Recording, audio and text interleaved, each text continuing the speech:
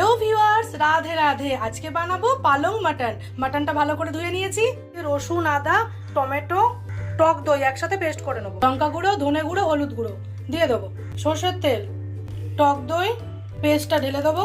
একসাথে ম্যারিনেট করে 4 ঘন্টা রেখে দেবো। ম্যারিনেট হয়ে গেছে। সর্ষের তেল দেবো, গোটা গরম মশলা ফোড়ন দেবো, তেজপাতা, ফোড়ন ভাজা হলে পেঁয়াজ কুচি। পেঁয়াজটা লাল করে ভেজে নেবো। পেঁয়াজ ভাজা হয়ে গেছে, ম্যারিনেট করা মাটনটা দিয়ে দেবো।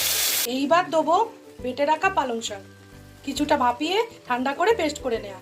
এইবার শুকনো করে মাংসটা কষে নেবো। একবার আমার রিকোয়েস্টে তোমরা বানিয়ে খেও। স্বাদ মতো নুন, পাবলিক রিকোয়েস্টে কিছুটা আলু দিলাম। মাটন কষা হয়ে গেছে, এবার প্রেসার কুকারে দিয়ে সিটি দিয়ে নেবো। পালং মাটন একদম রেডি। আজকের মতো টাটা।